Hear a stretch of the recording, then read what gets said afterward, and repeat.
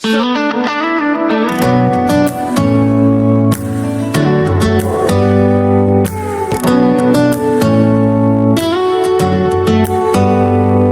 you hear that? My sanity about to break while everyone. Hello all, welcome back to my channel puris tiny world. నా earlier వ్లాగ్లో మీరు చూసే ఉంటారు మేము కాశీకి రీచ్ అయిపోయి హోటల్కి చేరుకున్నాం అనేది.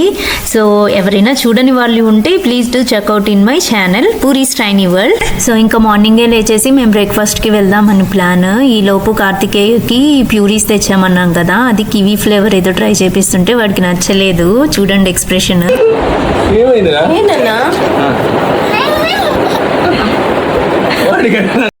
A few moments later. ఇంకా స్టార్ట్ అవుదాం అనుకునే లోపల సాయి పూజ ఏదో మర్చిపోయారు, ఇంకా వెతుకుతూ ఉన్నారు.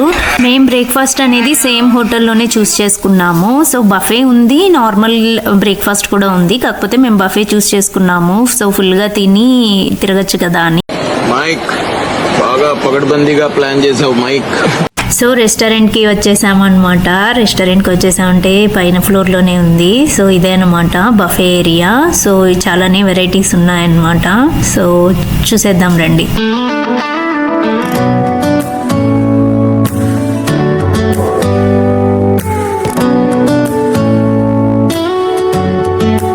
నేనైతే పూరి అండ్ పోహా ట్రై చేశాను. టేస్ట్ అయితే చాలా బాగుండింది.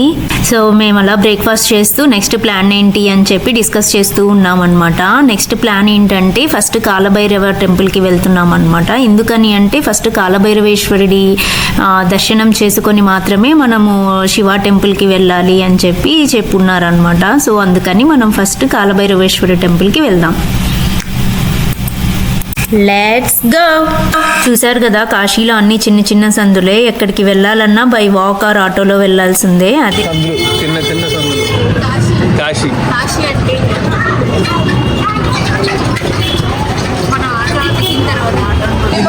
లక్కీగా మా హోటల్ కిందే ఆటో స్టాండ్ కూడా ఉందన్నమాట. అదొక అడ్వాంటేజ్. చూసారు కదా, ఎవ్వరూ ఆగట్లేదు. చిన్న సందులైనా అందరూ ఫాస్ట్కి వెళ్ళిపోవాలని.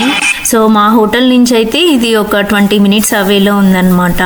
సో కొంచెం లోపలికే ఉంది, నడిచి అయితే వెళ్ళలేము, ఎందుకంటే పెద్దవాళ్ళు కూడా ఉన్నారు కదా. మనం అయితే అట్లా మాట్లాడుకుంటూ నడుచుకుంటూ వెళ్ళొచ్చు, కానీ వీళ్ళతో కష్టమే. సైడ్ స్వీట్లు అక్కడ అది మనకు నచ్చదు అసలు. ఉప్మా లాగే ఉంటుంది.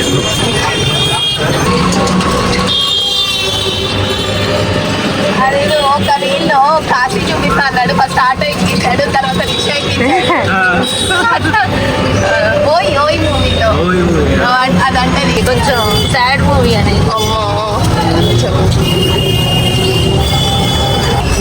సో ఆటోస్ అయితే మెయిన్ ఎంట్రన్స్ వరకు వెళ్ళవని చెప్పారు. సో ఒక 1 kilometer అవేలోనే ఆటోస్ ఆపేశారనమాట. సో చిన్న సందులు అని చెప్పాను కదా, సో అక్కడికి ఆటోస్ వెళ్ళవని చెప్పారు. అండ్ మేము దిగిన వెంటనే మాకు పూజా సామాగ్రి షాప్స్ అవన్నీ కనిపించారు. సో ఇంకా వాళ్ళు పర్చేస్ చేయండి అనేసరికి ఇంకా మేము తీసుకున్నాం అక్కడే. సో అదే ఒక పెద్ద మిస్టేక్, మీకు తర్వాత చెప్తాను ఎందుకనేది. ఈ కాలభైరవ టెంపుల్ దగ్గర అయితే చాలా హడావిడిగా ఉంది. ఎందుకనుకుంటున్నారా? చూసారు కదా ఎన్ని షాప్స్ ఉన్నాయో, లైక్ చిన్న చిన్న షాప్స్ అనమాట. శారీ షాప్స్, తర్వాత దేవుడికి సంబంధించిన షాప్స్ కానీ, తర్వాత ఇంకా హ్యాండ్ బ్యాగ్స్, ఇట్లా చాలా ఉన్నాయన్నమాట. స్ట్రీట్ షాపింగ్ అయితే చాలా మంచి ప్లేస్ అనిపించింది, కానీ మాకైతే టైం లేదు. సో ఫాస్ట్గా దర్శనం చేసుకుందామని చెప్పి స్టార్ట్ అయ్యాము. ఈలోపు మా నాన్న శివనామం పెట్టే వాళ్ళు కనిపిస్తే ఇంకా అతను పెట్టించుకుంటూ మా అందరికీ కూడా పెట్టించేసాడు అనమాట. Let's go.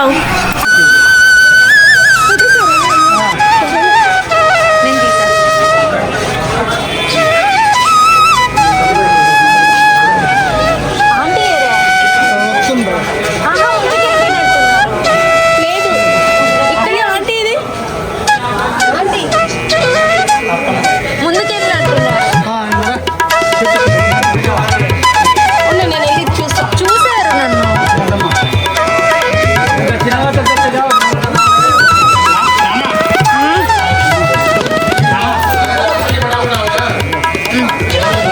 చాలా పెద్ద క్యూ అయితే ఉంది. సో ఇంకా అక్కడక్కడ కూర్చునేదానికి కొంచెం స్టెప్స్ లాగా ఉన్నాయన్నమాట. సో అలా కూర్చొని మా నాన్న అండ్ మామయ్య కొంచెం మేనేజ్ చేసుకొని వెళ్తూ ఉన్నాము. స్టార్టింగ్ లో మనం ఒక మిస్టేక్ చేశానని చెప్పాను కదా ఫ్రెండ్స్. ఏంటంటే అది పూజా సామాగ్రి తీసుకునేటప్పుడు మేము ఎంట్రన్స్ లోనే తీసేసుకున్నాము. సో మనం చూస్తే ఇక్కడ మొత్తము ఆ పూజా సామాగ్రి షాప్స్ ఉన్నాయి, ఇంకా చాలా తక్కువకి వచ్చాయన్నమాట. నా సజెషన్ అయితే ఇట్లా కొంచెం టెంపుల్ కి దగ్గరికి వచ్చాక తీసుకోవడమే బెటర్. మళ్ళీ మనం క్యారీ చేయాల్సిన పని కూడా ఉండదు కదా. చాలా పెద్ద క్యూ అయితే ఉంది. ఆల్మోస్ట్ 2 hours పట్టింది మాకు. అనుకున్నాము ఆ మాలలు ఆ డెకరేషన్ అంతా చూసి వచ్చేసింది టెంపుల్ అనుకున్నాం. కానీ ఇంకా చాలా టైం పట్టింది మాకు. ఇక్కడ నుంచి లెఫ్ట్ తీసుకొని ఇంకా చాలా దూరం నడిచామన్నమాట. క్యూ అయితే చాలా పెద్దది ఉంది. ఆల్మోస్ట్ 1 kilometer వరకు ఉంది. మా దర్శనం అయితే కంప్లీట్ అయిపోయింది. లోపల వీడియో తీయనీరు కాబట్టి నేను తీయలేకపోయాను. దీని తర్వాత మా యాక్చువల్ ప్లాన్ వచ్చి మృత్యుంజయ టెంపుల్ అనమాట. అది కాలభైరవ టెంపుల్కి కొంచెం దగ్గరలోనే ఉంటుంది కాబట్టి అది దర్శనం చేసుకుందాం అనుకున్నాం. కాకపోతే మాకు ఇక్కడ టైం పట్టేసింది అండ్ 12 o'clock కల్లా మేము మణికర్ణికా ఘాట్కి వెళ్ళాలి. ఎందుకని 12 o'clock కల్లా మణికర్ణికా ఘాట్కి వెళ్దామని చెప్పానంటే అక్కడ బ్రహ్మ విష్ణు మహేశ్వరులు 12 గంటలకల్లా వచ్చి అక్కడ నీటిలో మునుగుతారు అని చెప్పి నమ్మకం అన్నమాట. సో ఆ టైం కల్లా అందరూ జనాలు అక్కడ వెయిట్ చేస్తూ ఉంటారనమాట నీటిలో మునిగేదానికి. సో మేము కూడా ట్రై చేస్తున్నాము ఆ టైంకి రీచ్ అవ్వడానికి. Let's hope for the best.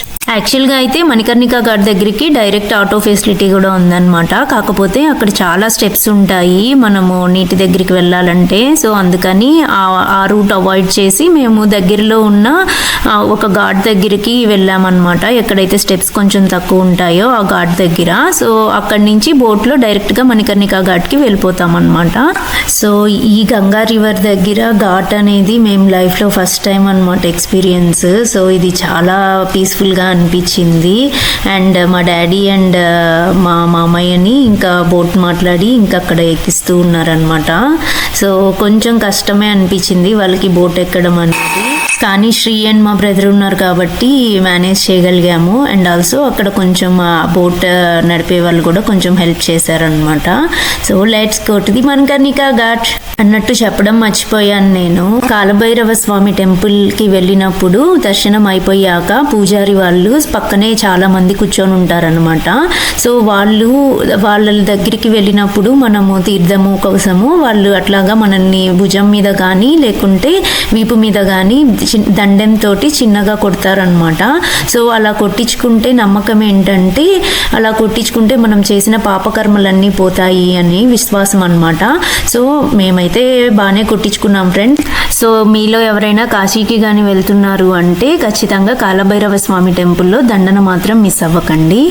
And friends ఇందాకే చెప్పాను కదా మనము మణికర్ణికా ఘాట్ దగ్గరికి వెళ్తున్నామని చెప్పి. ఈ మణికర్ణికా ఘాట్ అనేది కాశీలోనే అత్యంతమైన ఇంపార్టెంట్ ఘాట్స్లో ఇదొక ఘాట్ అనమాట.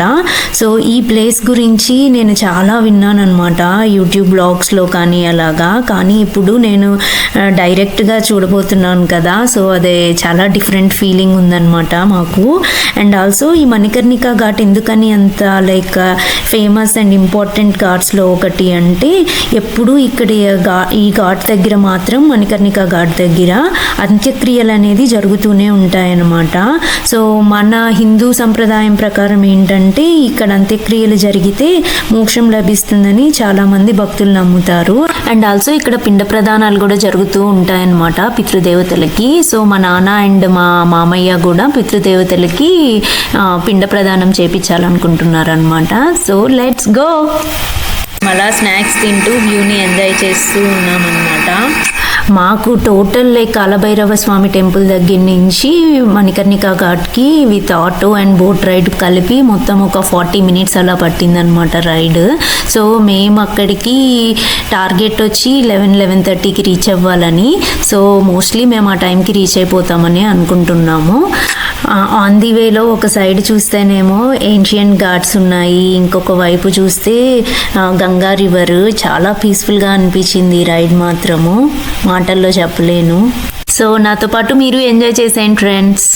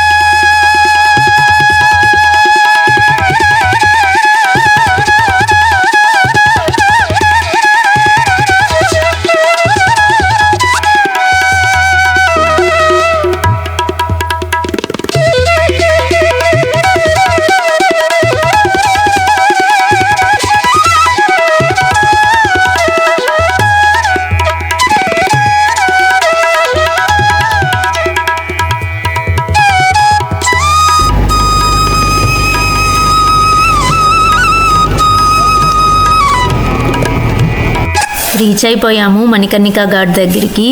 సో అనుకున్నట్లే పర్ఫెక్ట్ టైంకి రీచ్ అయ్యాము. అండ్ మేము కూడా హోలీ బాత్ చేసామన్నమాట 12 to 1 మధ్యలోనే. సో ఈ వ్లాగ్ ఇంతటితో ఎండ్ చేసేస్తున్నాను. అండ్ నెక్స్ట్ మేము మణికర్ణికా ఘాట్లో ఇంకా ఏం రిచువల్స్ పర్ఫామ్ చేసాము అని తెలుసుకోవాలనుకుంటే please do wait for my next vlog in the Kashi series. And also please don't forget to like, share and subscribe to Puri's Tiny World.